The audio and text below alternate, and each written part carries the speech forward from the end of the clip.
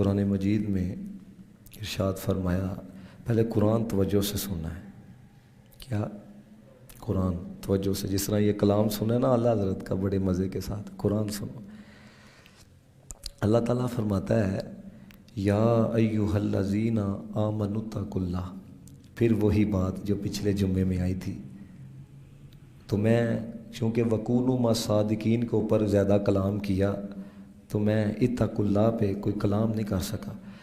اب یہ بھی آیت ہے، وہ 11ویں سپارے میں تھی جو پچھلے جمعے تلاوت کی، یہ 28ویں سپارے میں ہے. تو اس میں بھی اللہ تعالیٰ نے آغاز میں فرمایا اے ایمان والو اتقوا اللہ، اللہ سے ڈرتے رہو. یقین جانے خوف جو ہے نا، خوف یہ بندے کی زندگی کم کر دیتا ہے، سکون ختم کر دیتا ہے. ایسا کہ نہیں؟ پولیس کا خوف ہو، فوج کا خوف ہو، نیب کا خوف ہو، کسی بھی ادارے کا خوف ہو، دشمن کا خوف ہو، تو یہ زندگی کم کر دیتا ہے، زندگی بے سکونی سی ہو جاتی ہے. لیکن یہ سامنے قرآن پڑھا ہے، رب کا خوف ایسی چیز ہے، بندہ گناہوں سے بھی بچ جاتا ہے، بندے کو سکون بھی نصیب ہو جاتا ہے. آپ کبھی اس چیز کو محسوس کریں جو میں نے کہا ہے کہ خوف ہو تو بندے کی زندگی جو ہے وہ جینا دشوار ہو جاتا ہے اس کے لیے. لیکن اللہ کا خوف، اللہ کا ڈر، یہ ایسی چیز ہے جس بندے کو یہ دولت نصیب ہو گئی ہے نا، وہ بڑا قیمتی انسان ہے. جس بندے کو اتقوا اللہ، اللہ سے، سارے بولو اللہ سے ڈرتے رہو. یہ جرا ڈر ہے نا، یہ حضرت انسان کے اندر کوالٹی سب سے بڑی یہ پیدا کرتا ہے. اس کا جس طرح کا ظاہر ہوتا ہے نا اسی طرح کا باطن ہوتا ہے. کیوں؟ اسے پتہ ہے کہ اگر پچھلے کمرے کے اندر بھی ہوں تو پھر بھی خدا دیکھ رہا ہے، اگر باہر ہوں تو پھر بھی خدا دیکھ رہا ہے. یہ خوف میں بڑی کوالٹی ہے. حالانکہ کسی اور کا خوف ہو تو بندہ کمرے میں جا کے ہو سکتا ہے وہ حرکت کرے جو کسی اور کے سامنے نہ کرے ہے. لیکن اللہ کا جڑا خوف ہے یہ ایسی چیز ہے کہ بندے کی جلوت بھی ستھری ہو جاتی ہے، بندے کی خلوت بھی ستھری ہو جاتی ہے. اور یقین جانے یہی آخرت کے لیے بہت بڑی کامیابی ہے کہ بندے کی خلوت اور جلوت ایک ہو جائے. صوفیہ فرماتے ہیں نیک وہ نہیں جس کی جلوت پاک ہو. وہ بھائی لوگوں کو دکھانے کے لیے تو بڑے بڑے لوگ بڑا بڑا دکھاوا بھی کر دیتے ہیں. وہ کہتے ہیں صحیح معنوں میں نیک وہ ہے جس کی خلوت پاک ہو، جس کی خلوت پاک ہو ہے. مفسرین نے لکھا، بات بڑی سننے والی ہے. کہتے ہیں کہ جب زلیخا ورغلا کے حضرت یوسف علیہ السلام کو کمرے میں لے گئی نا تو اس نے دیکھا وہاں پر نا سنگ مرمر کا پتھر پڑا ہوا تھا، وہ جس کی پہلے پوجا کیا کرتے تھے نا بت. تو اس نے کیا کیا، جب اس نے دیکھا کہ یہ تو میرا معبود ہے، میں اس کو پوجتی ہوں، تو اس نے نا حیا کرتے ہوئے پردہ لیا، کپڑا لیا تو اس بت کے اوپر دے دیا کہ کل کو میں جب اس کے سامنے پوجا کرنے کے لیے جاؤں گی تو مجھے شرمساری کا سامنا نہ کرنا پڑے ہے. یعنی کہ بت کی حیا کی ہے. تو حضرت یوسف علیہ السلام نا یہ دیکھ رہے تھے کہ یہ بت نہ دیکھتا ہے نہ سنتا ہے نہ اسی نے کچھ کرنا ہے، یہ خود ساختہ بنایا ہوا ہے تو یہ اتنی حیا کرتی ہے. تو جب زلیخا نے حضرت یوسف علیہ السلام کو گناہ کی دعوت دی نا تو حضرت یوسف نے جڑا جملہ کہا وہ سنو.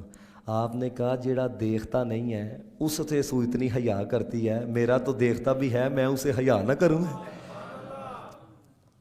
دیکھتا نہیں ہے اس سے اتنی حیا کر رہی ہے، پردہ دے رہی ہے، نہ وہ سنتا ہے نہ اس نے کچھ کرنا ہے. میرا تو علیم بھی ہے، میرا تو خبیر بھی ہے، میرا تو دلوں کے رازوں کو بھی جاننے والا ہے. تو یہ جو اللہ کا خوف ہے یہ بندے کی خلوت کو پاک کر دیتا ہے. اور اللہ تعالیٰ کو یہی پسند ہے کہ جب کوئی بھی نہ ہو پھر بھی بندہ میرے سے ڈرے، پھر بھی بندے کا جو خوف ہے بندے پر وہ میرا طاری رہے ہے. اللہ تعالیٰ جو ہے وہ اس چیز کو پسند کرتا ہے. اور رہی بات یہ دنیا والوں کی، ادھر ظاہر ہے میں اب جہاں پر بھی جاتا ہوں نا کبھی دیکھتا ہوں ہمارے نوجوان بڑے جذباتی ہو کے جناب وہ نعرے لگاتے ہیں ہاتھوں کو اٹھا کے بڑی جذباتی کیفیت میں.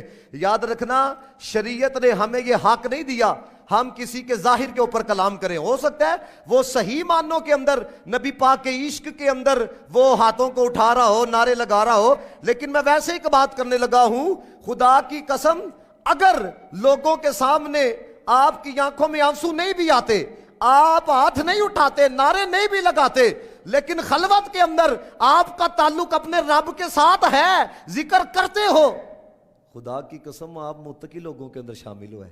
کیونکہ یہ لوگوں کا کیا ہے, یہ ان کا آپ کے لیے کچھ کہنا یا ان کا آپ کو تھوڑا پروٹوکول دے دینا نہیں, اس کو سب پتا ہے, اس کو سارے بولو ذرا, ہر چیز کا پتا ہے کہ میرا. اور یہ جو حدیث آپ کو سنانے لگا ہوں ہے, یہ اس لیے سنانے لگا ہوں,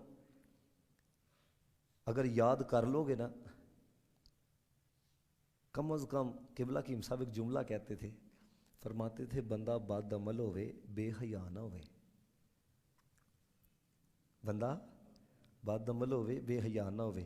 تو یہ جو روایت ہے نا, یہ رونگٹے کھڑے کر دیں. حضرت سبحان رضی اللہ تعالیٰ عنہ, یہ جو میں نے خلوت کی بات کی ہے نا, اس لیے میں کہہ رہا ہوں, کیوں ہر بندے کو اب یہ خلوت ہے, سمجھے, آپ کے سامنے بھی ہوں نا میں, تو یہ خلوت ہے. کیا پتہ بھائی ہم کیا دیکھ رہے ہیں اور کیا کر رہے ہیں, سمجھ رہے ہو کہ نہیں سمجھ رہے. اب یہ روایت سننا بڑی توجہ کے ساتھ, ابن ماجہ کے اندر موجود ہے. میرے نبی پاک نے فرمایا, حضرت سبحان راوی ہیں, کہتے ہیں رسول اللہ علیہ الصلوۃ والسلام نے ارشاد فرمایا کہ کل قیامت والے دن میں ایسے لوگوں کو جانتا ہوں کہ جو کل قیامت والے دن آئیں گے تو ان کے پاس نا بڑے پہاڑ کے برابر نیکیاں ہوں گی. تو حضور نے فرمایا اللہ تعالیٰ ان کی نیکیوں کو نا غبار میں اڑا کر غرق کر دے گا, جس طرح غبار کو نہیں اڑایا جاتا ایسے اللہ تعالیٰ غرق کر دے گا. تو صحابہ نے عرض کی یا رسول اللہ ان لوگوں کی نشانیاں ہمیں بھی بتائیں, کہیں ہم انہی لوگوں میں سے نہ ہو جائیں. میرے نبی پاک علیہ الصلوۃ والسلام نے ارشاد فرمایا, حضور نے فرمایا یہ تمہارے دینی بھائی ہوں گے. یہ حدیث کے الفاظ آپ کو سنا رہا ہوں. حضور نے فرمایا یہ تمہارے دینی بھائی ہوں گے. فرمایا ان کی ظاہری پہچان جو ہے وہ اسلام ہوگی.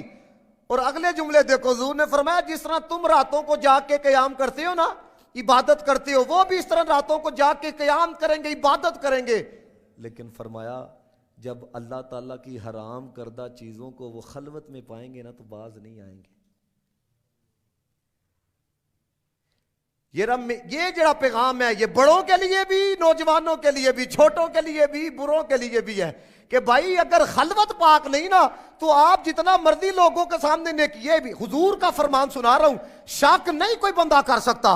یہ جو انٹرنیٹ کا غلط استعمال کرتے ہیں, کوئی ننگی ویڈیو دیکھے یا ننگے ڈرامے دیکھے یا ننگی جناب والا فلمیں دیکھے, فرمایا وہ تو بندہ سوچ رہا ہوگا میں نے بڑا کچھ اکٹھا کر لیا ہے. میرے نبی کا فرمان یہ کہہ رہا ہے, فرمایا اللہ تعالیٰ اس کی نیکیوں کو غبار کی طرح غرق کر دے گا. اور قربان جائیں جو بندہ خلوت کے اندر اس کی رضا کے لیے ایک گناہ سے بھی باز آ جائے, اس کی رضا کے لیے ایک گناہ سے پیچھے ہٹ جائے کہ میرا اللہ مجھے دیکھ رہا ہے, وہ یار اتنا لطف آتا ہے. بندہ کہتا نہیں ہے پا میں کسے کی مت باز نہیں آنا سی ہے, تیری یا کیتی ہے. تے وہ کہندا پا جی انہیں باز نہیں آنا, میری یا نے کیتی ہے. کنا انہوں ناز آندا تیرے تے, آندا کہ نہیں آندا جس کو تم کہتے ہو میں مڑنا ہی نہیں سی تیری یا کیتی ہے. تو آپ سوچو تو صحیح, جب تم یہ کہو یا اللہ تیری حیا کیتی ہے, لطف لو ذرا اس بات کا, لطف لو. وہ کتنا خوش ہوتا ہوگا کہ میری حیا. علامہ امام غزالی رحمت اللہ تعالیٰ نے آپ نے لکھا مکاشفت القلوب کے اندر, کہتے ہیں ایک نوجوان تھا تو اس کو نا اپنے علاقے کی ایک عورت پسند آ گئی ہے. اب پہلے تو آپ کو پتا ہے کہ یہ سسٹم نہیں تھا, یہ نیٹ والا, یہ واٹس ایپ والا, تو اس کو یہ تھا کہ میں اظہار محبت کس طرح کروں ہے. تو اب یہ تھا وہ عورت قافلے کے ساتھ نا کہیں پہ جا رہی تھی, یہ بھی اس قافلے کے اندر شامل ہو گیا. رات کا جب وقت ہوا تو ایک جگہ کے اوپر نا انہوں نے پڑاؤ کیا. اب سب کے سب جب لیٹ گئے نا تو یہ عورت کے پاس گیا تو اس نے جا کے محبت کا اظہار کیا. اس نے کہا بی بی قافلے میں میں تمہاری وجہ سے آیا ہوں تو تم سے پیار ہے. تو اس لڑکی نے کہا کہ جاؤ دیکھ کے آؤ سب سو گئے ہیں. جو فردن فردن سب کے پاس گیا اور آ کے بڑی خوشی سے کہتا ہے جی سب سو گئے ہیں. تو وہ جڑی لڑکی تھی نا غیرت مند تھی, بغیرت نہیں تھی, اس نے کہا سب تو سو گئے ہیں, رب کے بارے میں کیا خیال ہے؟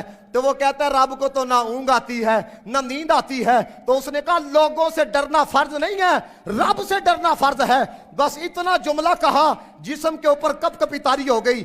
امام غزالی نے یہ جملہ لکھا, کہتے ہیں جب وہ لڑکا دنیا سے گیا, کسی نے پوچھا کیا بنی ہے؟ اس نے کہا اللہ کے خوف کی وجہ سے ایک گناہ سے باز آیا تھا, رب نے میرے سارے گناہوں کو معاف فرما دیا ہے. اللہ کے خوف کی وجہ سے یہ رک جانا, یہ دلیر ہو جانا.